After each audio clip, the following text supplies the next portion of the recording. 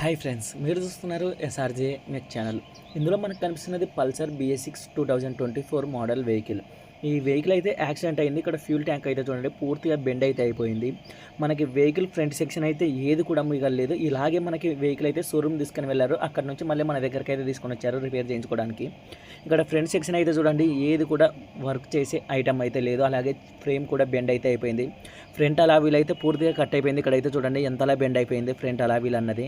ఇంకా fork stumps, fork rods అన్ని పూర్తిగా పోయాయి. ఈ రాడ్ సగం ముక్క అనేది లేకుండా అయితే అయిపోయింది. టీ రాడ్ అయితే చూడండి పూర్తిగా కట్ అయిపోయింది. కింద లెగ్స్ కూడా కట్ అయిపోయాయి. ఇంకా దీన్ని రెడీ అయితే మనం అయితే చేయాలి. ముందుగా ఫ్రేమ్ బెండ్ తీయించడానికి మనం కర్నూలు అయితే తీసుకొని వెళ్ళాలి.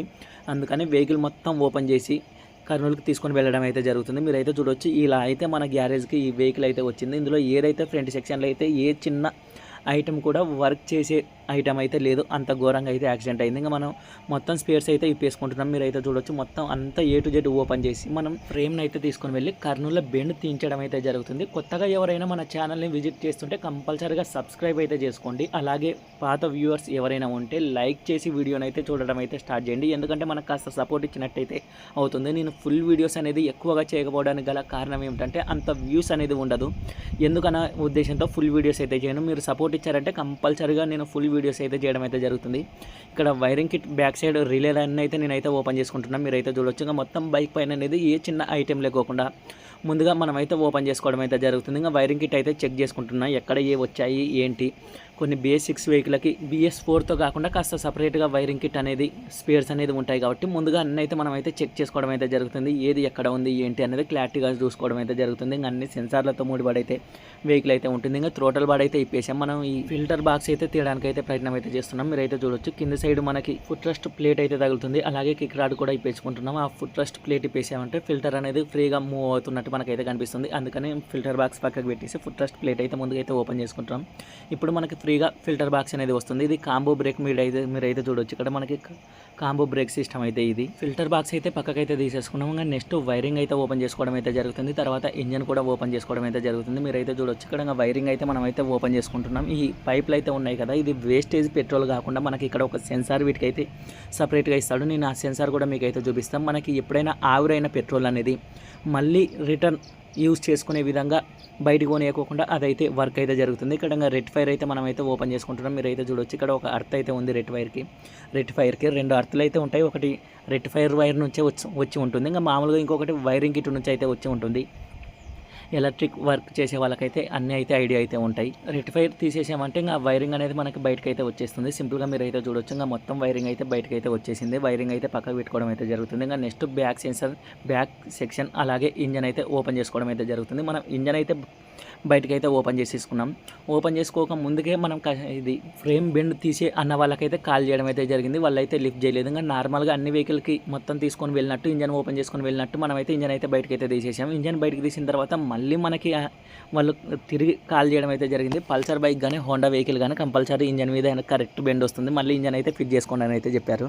ఇంజన్ బయటికి తీసిన తర్వాత మళ్ళీ మనం ఇంజన్ అయితే ఫిట్ చేసుకోవడం అయితే జరుగుతుంది. ఇంకా ఇలాగే సింపుల్గా అయితే ఓన్లీ ఫ్రేమ్ మాత్రం బైక్ మీద అయితే మనం అయితే తీసుకొని వెళ్ళొచ్చు అయితే అనుకున్నాం. కర్నూలు మనకు ఒక 50 కిలోమీటర్లు అయితే ఉంటుంది.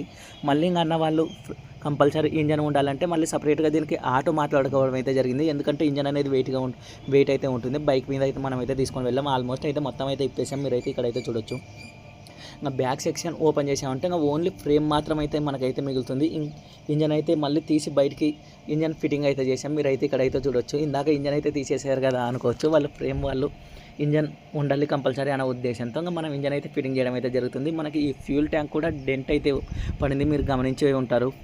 స్టార్టింగ్లో అయితే చూపించాం. అందుకని ఈ ఫ్యూల్ కనెక్షన్ మొత్తం అయితే ఇందులో ఫ్యూల్ మీటర్ అలాగే ఫ్యూల్ గేజ్ 2 అయితే ఉంటాయి. అవి అయితే బయటకు అయితే తీసుకోవడం అయితే జరుగుతుంది. అలాగే మనకి బెండ్ అయితే తీయరు. కాస్త బెండ్ ఉందంటే వాళ్ళకి దగ్గర సపరేట్ టూల్స్ అయితే ఉంటాయి, వాటితో అయితే తీస్తారు. ఇది ఓవర్గా బెండ్ ఉంది కాబట్టి దీన్ని అయితే బ్యాక్ సైడ్ కట్ చేసి అయితే తీయడం అయితే జరుగుతుంది. ఇంకా నేను కర్నూలుకి ఆటోలో అయితే ట్రాలీ ఆటో మాట్లాడుకొని దీన్ని అయితే తీసుకొని రావడం అయితే జరిగింది. మీరైతే ఇక్కడ చూడొచ్చు. ఫ్యూల్ ట్యాంక్ అండ్ ఫ్రేమ్ 2 అయితే గ్యాస్ వెల్డింగ్ దగ్గర తీసుకొని వచ్చి అన్న వాళ్ళతో మాట్లాడి రావడం అయితే జరిగింది. కొన్ని స్పేర్స్ బైక్లో టూల్స్ అనేది తక్కువ ఉన్నాయి, అందుకని మనకి కొండారెడ్డి బ్రిడ్జి దగ్గర కర్నూలులో అయితే దొరుకుతాయి. అక్కడికైతే వెళ్ళి స్పేర్స్ తీసుకోవడం అయితే జరుగుతుంది. మనకి ఫ్రేమ్ బెండ్ అలాగే ట్యాంక్ బెండ్ మొత్తం టోటల్ 5000 అయితే అడిగారు. ఒక 4 days టైం అయితే చెప్పారు. ట్యాంక్ బెండ్ తీసిన తర్వాత పక్కనే పెయింటింగ్ కూడా మనం అయితే ఇవ్వమని అయితే వాళ్ళకైతే చెప్పడం అయితే జరిగింది. ఇంకా మనం ఇక్కడ కర్నూలులో కొన్ని స్పేర్స్ తీసుకొని రిటర్న్ వస్తూ ఉంటే మనకి తెలిసిన అన్న వాళ్ళదే, మన యూట్యూబ్ సబ్స్క్రైబరే అన్న. మనకి హోండా షైన్ వెహికల్ అనేది చాలా రోజుల నుంచి కర్నూలుకు వచ్చినప్పుడు తీసుకొని వెళ్ళండి అని చెప్పడం అయితే జరుగుతుంది.